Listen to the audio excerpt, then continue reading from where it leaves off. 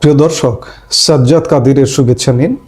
এই মুহূর্তে আপনাদের সামনে কথা বলতে এসেছি আওয়ামী লীগের প্রত্যাবর্তন, দিল্লি ওয়াশিংটন নয়া রসায়ন এবং বাংলাদেশের আগামী রাজনীতির রোডম্যাপ কি হতে যাচ্ছে এই প্রসঙ্গগুলো নিয়ে কথা বলবো। দর্শক, আওয়ামী লীগের পতন হয়েছে 1.5 বছর। এই 1.5 বছর পরে এসে যদি আপনি বাংলাদেশের রাজনীতির রসায়নটা মেলাতে চান, মেলে কি? সেই স্থিতিশীল বাংলাদেশ, সেই উন্নয়নকামী বাংলাদেশ কিছু আছে অবশিষ্ট? আজকে নেই। তখন বারবার আওয়ামী লীগের প্রত্যাবর্তনের প্রশ্নটি চলে আসে।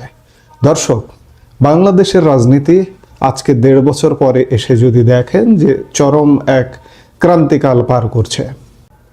দেশের প্রধান ও প্রাচীনতম রাজনৈতিক দল আওয়ামী লীগকে বাইরে রেখে আয়োজিত হতে যাচ্ছে আগামী 12 ফেব্রুয়ারি নির্বাচন। কিন্তু প্রশ্ন উঠছে, এই নির্বাচন কি আদৌ সেই স্থিতিশীলতা আনতে পারবে? আজ থেকে 1.5 বছর আগে যে স্থিতিশীল বাংলাদেশ উন্নয়ন অবকাঠামো দিয়ে এগিয়ে যাচ্ছিল, কিছু অনিয়ম সবসময় থাকে, 1.5 বছর আগেও ছিল। সেই অনিয়মটা যদি বাদ দেন, বাদ দিয়ে যদি চিন্তা করেন, একটি স্থিতিশীল বাংলাদেশের মধ্যে আমরা বসবাস করছিলাম। কিন্তু আজকে প্রশ্ন উঠছে যে এই যে নির্বাচনটি হতে যাচ্ছে, সেই নির্বাচন পরবর্তী সময়ে কি হবে? স্থিতিশীলতা ফিরবে? আমি বলতে চাই বা আমরা বলতে চাই, গত 1.5 বছরের দেখা থেকে প্রশ্নই আসে না। স্থিতিশীলতা তো ফিরবেই না, বরং আরও বাড়বার সম্ভাবনা আছে। কিভাবে সম্ভাবনা আছে সেটাও আপনাদের একটু স্মরণ করিয়ে দিতে চাই। আগামী 28 ফেব্রুয়ারি সেনাবাহিনী ব্যারাকে ফিরে যাবার কথা রয়েছে।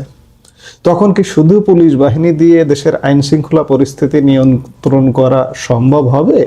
বিশেষ করে যখন পুলিশ বাহিনী নিজেই নানা অভ্যন্তরীণ সংকটে জর্জরিত। আজকের ভিডিওতে আমরা বিশ্লেষণ করব কেন বর্তমান রাজনৈতিক শূন্যতায় আওয়ামী লীগ হয়ে উঠতে পারে একমাত্র আশার বাতিঘর। আমরা আলোচনা করব দিল্লি এবং ওয়াশিংটনের মধ্যকার ভূ রাজনৈতিক সম্পর্কের রসায়ন কিভাবে আওয়ামী লীগকে আবারও মূলধারার রাজনীতিতে ফেরাতে সহায়ক হতে পারে। শেখ হাসিনা এবং সজীব অজের জয়রার নিরলস প্রচেষ্টা কি সফল হবে? আওয়ামী লীগ কবে এবং কোন প্রক্রিয়ায় ফিরবে জানতে ভিডিওটি শেষ পর্যন্ত দেখুন। বর্তমান সরকার বা এই যে অন্তর্বর্তীকালীন সরকারের যে কাঠামোটি গত 1.5 বছর দেশটা চালালো, সেই সরকারটি দেশের অর্থনীতি, ব্যবসা বাণিজ্য এবং আইন শৃঙ্খলার পাহাড় সম চ্যালেঞ্জের মুখোমুখি দাঁড় করিয়ে দিয়ে যাচ্ছে। সাধারণ মানুষের মনে আজ বড় প্রশ্ন, নিরাপত্তা কোথায়? পুলিশ বাহিনীর একটি বড় অংশ আজ হতাশ। আজকে 1.5 বছর হয়ে গেছে অন্তর্বর্তীকালীন সরকার। সেই হতাশা কাটিয়ে পুলিশকে একটা স্বাভাবিক বাহিনীতে আজও পর্যন্ত 1.5 বছর আগে যে বাহিনীটি ছিল সেই বাহিনীতে রূপান্তর করতে পারেনি।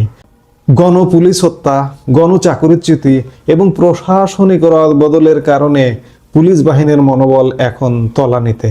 তারা কি একা সামাল দিতে পারবে 28 ফেব্রুয়ারি পরবর্তী বাংলাদেশকে? বাস্তবতা হলো, দেশের মাঠ পর্যায়ে যে বিশাল সাংগঠনিক ভিত্তি আওয়ামী লীগের রয়েছে, তাকে বাদ দিয়ে দীর্ঘমেয়াদী স্থিতিশীলতা আনা অসম্ভব। যারা অভ্যুত্থানের সামনের সারিতে ছিল, সেই এনসিপি বা নতুন শক্তিগুলো আজ দৃশ্যপটে ক্রমেই ফিকে হয়ে আসছে। এনসিপি বা এই যে তরুণ তুর্কিদের যে ভূমিকাটা হওয়ার কথা ছিল বা তাদের মধ্যে যে ফায়দা হাসিলের ব্যাপারটা ছিল, অর্থাৎ এই যে তথাকথিত অভ্যুত্থানের বেনিফিশিয়ারি হবার কথা ছিল তাদের, কিন্তু মূল বেনিফিশিয়ারি কারা? মূল বেনিফিশিয়ারি একটি বিশেষ সাম্প্রদায়িক রাজনৈতিক দল, মৌলবাদী রাজনৈতিক দল জামাত ইসলামী। প্রশাসনের রন্ধ্রে রন্ধ্রে, সমাজের রন্ধ্রে রন্ধ্রে তারা ঢুকে অভ্যুত্থান বা তথাকথিত অভ্যুত্থানের যে ফায়দা হাসিলটা জামাত ইসলামী ইতিমধ্যে করে ফেলেছে। অন্যদিকে আপনারা গত 1.5 বছরে দেখছেন যে বিএনপি দেশ জুড়ে দখলবাজি, চাঁদাবাজি, হামলা মামলার রাজনীতিতে ব্যস্ত হয়ে গত 1.5 বছর মানুষের জীবন কিভাবে অতিষ্ঠ করে ছেড়েছে। এই অরাজক পরিস্থিতিতে সাধারণ মানুষ আবারও সেই স্থিতিশীলতা খুঁজছে যা গত 1.5 দশকে দৃশ্যমান ছিল। এই পরিবর্তিত পরিস্থিতিতে অনেকে বলে থাকেন প্রায়শই যে আওয়ামী লীগ শেষ হয়ে গেছে। কিন্তু ইতিহাস বলে আওয়ামী লীগ ফেনিক্স পাখির মতো বারবার ফিরে আসে। কেন আওয়ামী লীগে আসার আলো? প্রথমত, আওয়ামী লীগ প্রধান শেখ হাসিনা এবং তার পুত্র সজীব ওয়াজেদ জয় আন্তর্জাতিক পরিমণ্ডলে নিরলসভাবে কাজ করে যাচ্ছেন এখনো পর্যন্ত। তারা বিশ্বের কাছে বর্তমান পরিস্থিতির অগণতান্ত্রিক দিকগুলো তুলে ধরছেন। দ্বিতীয়ত, জামাত বিএনপির প্রভাব বৃদ্ধির ফলে যে উগ্রবাদের আশঙ্কা তৈরি হয়েছে তা সাধারণ মানুষ এবং আন্তর্জাতিক সম্প্রদায়ের জন্য উদ্বেগের কারণ হবে অচিরেই। আওয়ামী লীগ ঐতিহাসিকভাবেই অসাম্প্রদায়িক চেতনার ধারক। দেশের ব্যবসায়ী সমাজ এবং সাধারণ নাগরিকরা যখন দেখছেন যে তাদের জানমালের নিরাপত্তা বিঘ্নিত হচ্ছে, তখন তারা আওয়ামী লীগের আমলের অর্থনৈতিক প্রবৃদ্ধি ও স্থিতিশীলতার কথা স্মরণ করছেন। এখন আসি সবচেয়ে গুরুত্বপূর্ণ অংশে, ভূ রাজনীতি। আওয়ামী লীগ কি ভারত ও আমেরিকার সম্পর্কের পরিবর্তনের জন্য অপেক্ষা করছে? উত্তর হচ্ছে হ্যাঁ। দক্ষিণ এশিয়ায় ভারতের সবচেয়ে বিশ্বস্ত বন্ধু আওয়ামী লীগ। দিল্লি কখনোই চাইবে না তাদের প্রতিবেশী রাষ্ট্রে এমন কোনো শক্তি ক্ষমতায় আসুক যারা ভারতের জাতীয় নিরাপত্তার জন্য হুমকি হতে পারে। দিল্লি এখন নিঃশব্দে কিন্তু অত্যন্ত সুনিপুণভাবে কাজ করছে আওয়ামী লীগকে মূলধারায় ফিরিয়ে আনতে। অন্যদিকে আমেরিকার সাথে ভারতের কৌশলগত অংশীদারত্ব এখন তুঙ্গে। ওয়াশিংটনও বুঝতে পারছে যে বাংলাদেশে চরমপন্থার উত্থান ঘটলে তা ইন্দো প্যাসিফিক অঞ্চলের নিরাপত্তার জন্য ভালো হবে না। দিল্লি এবং ওয়াশিংটনের এই মিউচুয়াল আন্ডারস্ট্যান্ডিং বা সমঝোতায় হতে পারে আওয়ামী লীগের প্রত্যাবর্তনের প্রধান চাবিকাঠি। ভারত লবিং এবং আন্তর্জাতিক ভূ রাজনীতির প্রয়োজনে আওয়ামী লীগকে ফেরানোর প্রক্রিয়াটি অত্যন্ত যৌক্তিক বলে মনে করছেন বিশ্লেষকরা।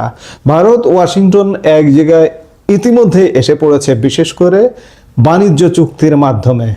এই যে সামনের সপ্তাহে ভারত এবং আমেরিকা একটা যৌথ বিবৃতি প্রকাশ করবে তাদের আগামীর দুদেশ একসাথে কাঁধে কাঁধ মিলিয়ে চলার রোডম্যাপ, এবং মার্চ নাগাদ, মার্চের প্রথমার্ধের মধ্যে ভারত এবং আমেরিকার বাণিজ্য চুক্তি সম্পন্ন হয়ে যাবে। এবং তারপর থেকেই আপনি বলতে পারেন মার্চ মানে আবারও বলছি, আমাদের স্বাধীনতার মাস, আমাদের মুক্তিযুদ্ধের মাস। এই মার্চ থেকেই আওয়ামী লীগের প্রত্যাবর্তন, দেশে সশরীরেই প্রত্যাবর্তন, দেশে প্রত্যাবর্তন আস্তে আস্তে দেখতে পারবেন যে আগামী মার্চ নাগাদ যেভাবে হিসেব চলছে, এই হিসেবগুলো যদি এভাবে হয়, আওয়ামী লীগ একটু একটু করে প্রত্যাবর্তন করা শুরু করবে সশরীরে। তারপরেও আমরা প্রশ্ন করতে চাই, বা বেশিরভাগ মানুষ প্রশ্ন করে, যে আওয়ামী লীগ আসলে কবে নাগাদ রাজনীতিতে ফিরতে পারবে এবং এর প্রক্রিয়াটা কি হবে। বিশেষজ্ঞদের মতে এটি আসলে ঠিক ছকে বেঁধে হবে না, এর একটি নির্দিষ্ট রোডম্যাপ থাকতে পারে।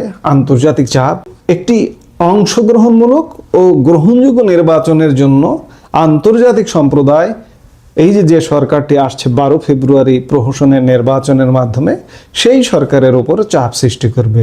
মোদ্দা কথা, 12 ফেব্রুয়ারি যে নির্বাচনটা হচ্ছে একটি অবৈধ সরকারের অধীনে নির্বাচন, এবং অবৈধ সরকারের অধীনে নির্বাচনটিও অবৈধ, এবং সেই সরকারটিও কতটা বৈধ হবে সেটিও একটা বড় প্রশ্ন।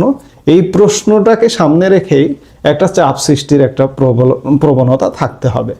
দলটির ওপর যে মামলা ও নিষেধাজ্ঞার খড়গ রয়েছে তা আইনি প্রক্রিয়ার মাধ্যমে সমাধানের চেষ্টা আওয়ামী লীগ খুব স্বাভাবিকভাবেই করতে শুরু করবে। দেশের চলমান বিশৃঙ্খলা ঠেকাতে সরকার যখন ব্যর্থ হবে, তখন বড় দলগুলোর মধ্যে সংলাপের পরিবেশ তৈরি হবে, যেখানে আওয়ামী লীগকে ছাড়া সমাধান অসম্ভব হয়ে পড়বে।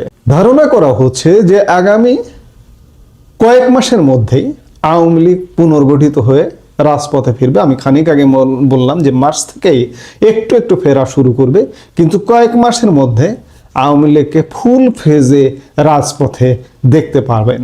শেখ হাসিনার দীর্ঘ রাজনৈতিক অভিজ্ঞতা এবং সজীব ওয়াজেদ জয়ের আধুনিক ও কৌশলগত নেতৃত্বই হবে এই প্রত্যাবর্তনের মূল চালিকা শক্তি। দর্শক, একটি কথা মনে রাখতে হবে যে কোনো বড় রাজনৈতিক শক্তিকে জোর করে মুছে ফেলা যায় না। বাংলাদেশের মাটি ও মানুষের সাথে আওয়ামী লীগের যে নাড়ির টান, তা অস্বীকার করার উপায় নেই। বর্তমান রাজনৈতিক দলগুলো যখন মানুষের মনে আস্থা তৈরি করতে ব্যর্থ হচ্ছে, তখন আওয়ামী লীগই হতে পারে ভবিষ্যতের স্থিতিশীল বাংলাদেশের কাণ্ডারি। দিল্লি কি শেষ পর্যন্ত সহায়ক ভূমিকা পালন করবে, নাকি অভ্যন্তরীণ পুনর্গঠনই হবে বড় শক্তি? সময় এর উত্তর দেবে।